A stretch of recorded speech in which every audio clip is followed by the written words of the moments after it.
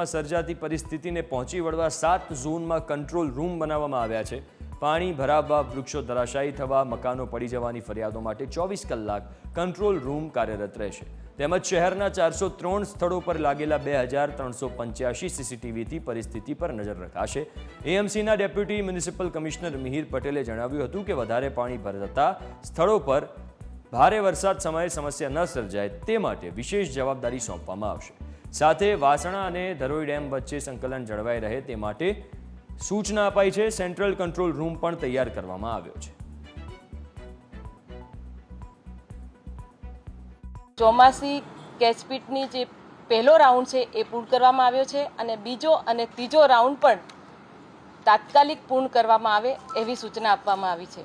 સાથે સાથે જ્યાં પર વોટર લોગિંગના જે સ્થળો છે તે ના ભરાય એવું પૂર્ણ રૂપેણ આયોજન કરવામાં આવે અને સંજોગાવસાત ક્યાંક વરસાદમાં ભરાય તો પાણીને નિકાલ માટેની તાકીદે વ્યવસ્થા ગોઠવવામાં આવે એવી સૂચના આપવામાં આવી છે। મુખ્ય કંટ્રોલ રૂમ ઉપરાંત 7 ઝોનના જે કંટ્રોલ રૂમ છે તેના થકી પણ વોટ્સએપ મારફત શહેરીજનો ફરિયાદ કરી શકશે।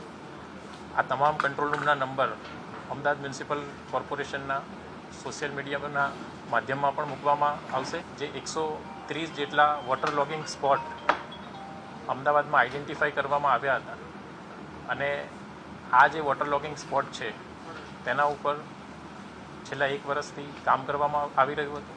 હાલમાં 102 જેટલા સ્થળોએ કામગીરી પૂરી કરવામાં આવી છે તથા બાકીના સ્થળોએ કામગીરી ચાલુમાં છે અને વહેલામાં વહેલી તકે આ કામગીરી 12 થી 15 જૂન સુધીમાં પૂર્ણ થાય તે પ્રમાણેનું આયોજન કરવામાં આવેલું છે। ચોમાસાને લઈને અમદાવાદ મ્યુનિસિપલ કોર્પોરેશન દ્વારા પ્રી મોન્સૂન પ્લાન જે છે તે તૈયાર કરવામાં આવ્યો છે અને તંત્ર જે છે તેને સજ્જ કરી દેવામાં આવ્યું છે। વાત કરવામાં આવે તો અમદાવાદમાં કંટ્રોલ રૂમ જે છે તે તૈયાર કરવામાં આવ્યો છે। સાથે 7 ઝોનમાં આ કંટ્રોલ રૂમ જે છે તે તૈયાર કરાયો છે અને ખાસ કરીને જે પણ વિસ્તારો છે જ્યાં પાણી ભરાવાની સમસ્યા જે છે તે સામે આવતી હોય છે ત્યાં પણ સીસીટીવી દ્વારા નજર રાખવામાં આવી રહી છે। ખાસ કરીને આ વખતે રેડ, યલો અને બ્લુ એલર્ટ કોડ જે છે તે નક્કી કરવામાં આવ્યા છે। એટલે જ્યાં સૌથી વધારે પાણી ભરાતું હોય છે તેમાં રેડ કોડ આપવામાં આવ્યો છે, એ રીતે બ્લુ અને યલો પણ જે છે તે એલર્ટ કોડ આપવામાં આવ્યો છે જેથી કરીને આ વિસ્તારોમાં પાણી ભરાય તો જલ્દીમાં જલ્દી જે છે ત્યાં પહોંચી શકાય। 7 કંટ્રોલ રૂમ તૈયાર કરવામાં આવ્યા છે। આ ઉપરાંત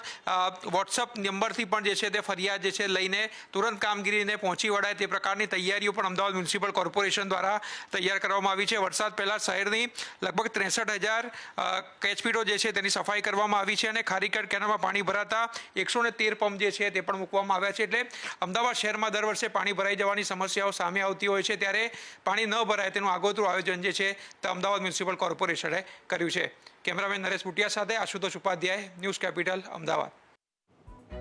બનાસકાંઠા જિલ્લાના અનેક તાલુકામાં ભૂગર્ભ જળ દિવસે ને દિવસે નીચે જઈ રહ્યા છે તેની ચિંતા